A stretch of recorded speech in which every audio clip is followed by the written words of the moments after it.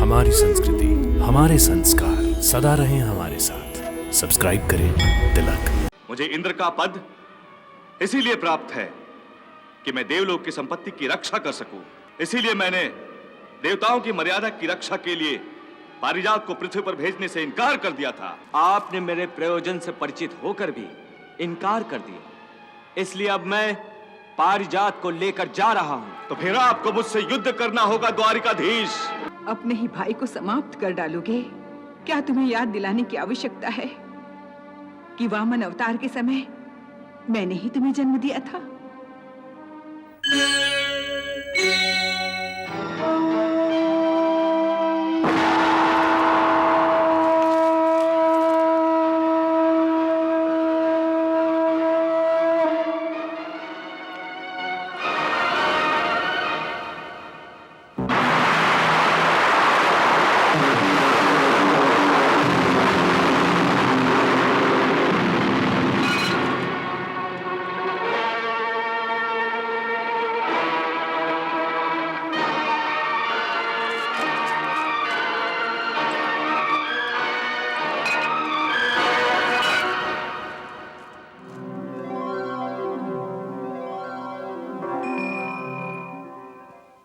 हे पारिजात, मुझे आपको लेकर पृथ्वीलोक में जाना है। आप मेरे साथ चलने की कृपा कीजिए। ठहरिए द्वारिकाधीश। पारिजात देवलोक की संपत्ति है और मैं इस संपत्ति का रक्षक हूं।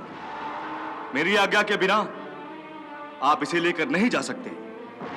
आपकी आज्ञा के लिए ही तो मैंने देवऋषि नारद जी को आपके पास भेजा था। परंतु मैंने सहमति तो नहीं दी थी द्वारिकाधीश।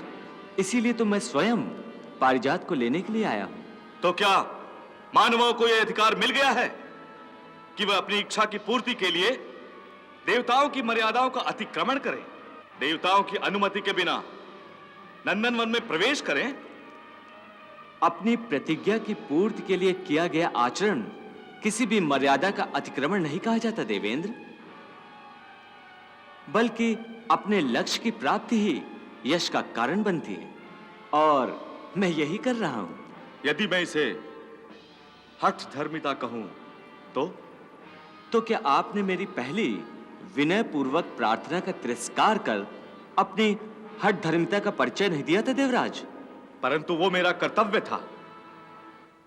मुझे इंद्र का पद इसीलिए प्राप्त है कि मैं देवलोक की संपत्ति की रक्षा कर सकूं।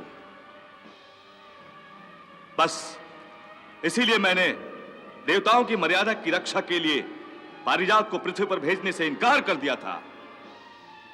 आपने मेरे प्रयोजन से परिचित होकर भी इनकार कर दिया, इसलिए अब मैं पारिजात को लेकर जा रहा हूं। तो फिर आपको मुझसे युद्ध करना होगा द्वारिकाधीश।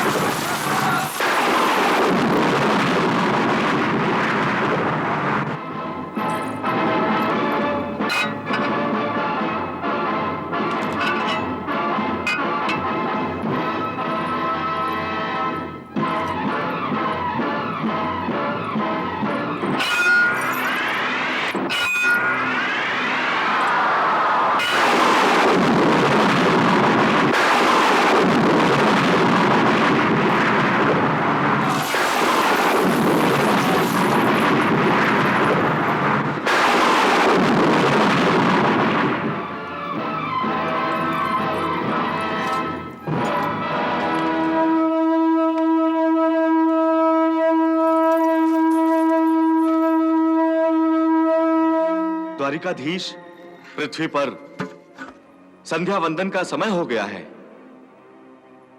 युद्ध नीति के अनुसार अभी आपके विश्राम का समय है। कल प्रातः फिर युद्ध शुरू होगा। मेरा आग्रह है कि आप देवलोक में ही मेरे महल में विश्राम करें। नहीं देवराज, इस समय हम दोनों युद्ध की दीक्षा में हैं और नीति के अनुसार हम आपका आश्रय नहीं ले सकते। और फिर आज तो शिवरात्रि है, भगवान शिव की आराधना का समय है। इसलिए हम अभी पारियात्र पर्वत पर जाकर विधि पूर्वक शिवरात्रि की पूजा करेंगे। जैसी आपकी इच्छा प्रभु। ओम नमः शिवाय। वासुदेव, मैं प्रसन्न हूं। आपने मेरे प्रिय स्तोत्र से मेरा आह्वान किया है। जिस पर्वत पर स्वयं भगवान वासुदेव ने मेरी आराधना की है, उस पर्वत पर मेरा रूप विल्वेश्वर के नाम से जाना जाएगा। बोलिए प्रभु, मेरे योग्य क्या सेवा है? आप तो मेरे इष्ट हैं। आपसे सेवा नहीं, मुझे आशीर्वाद चाहिए।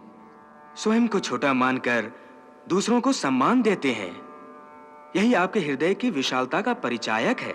समस्त सृष्टि के पालनहार होकर भी आप स्वयं को नगण्य बताते हैं। त्रिलोक के स्वामी होकर भी एक याचक की भांति विनम्र हैं, यही स्वयं आपकी महानता का परिचायक है। इसीलिए विजय तो आपकी होगी ही, परंतु क्या देवादिदेव? यही कि मैं आपके और देवराज इंद्र के युद्ध को देख रहा हूं। आप इंद्र पर घातक वार नहीं कर रहे हैं। मुझे तो ऐसा लग रहा है आप उसकी रक्षा कर रहे हैं वासुदेव। हाँ देव, मेरा उद्देश्य इंद्र का पराभव करना नहीं, मैं तो उसके अहंकार का नाश करना चाहता हूं। मैं पहले भी गोवर्धन पर्वत पर उसका ये अहंकार नष्ट कर चुका हूं। फिर भी उसने आपको भी पारिजात देने से इनकार कर दिया था। इस समय वो मुझे भी पारिजात के लिए मना कर रहा है और स्वयं को एक सर्वोच्च सत्ता के रूप में प्रतिष्ठित कर रहा है। बस मैं उसके इसी अहंकार को तोड़कर पारिजात का वृक्ष पृथ्वी लोक पर ले जाना चाहता हूं। उसी के लिए आशीर्वाद दीजिए। अवश्य, कल आप पारिजात के साथ ही पृथ्वीलोक में जाएंगे वासुदेव।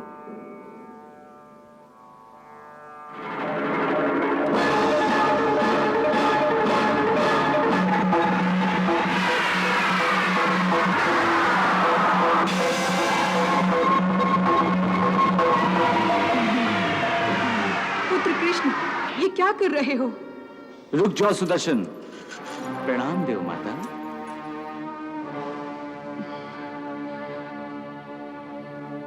अपने ही भाई को समाप्त कर डालोगे? क्या तुम्हें याद दिलाने की आवश्यकता है कि वामन अवतार के समय मैंने ही तुम्हें जन्म दिया था? अरे इंद्र के पराभव से तो इंद्र के पद का सम्मान ही नष्ट हो जाएगा। कृष्ण, ये युद्ध रोक दो। जो आज्ञा देव माता।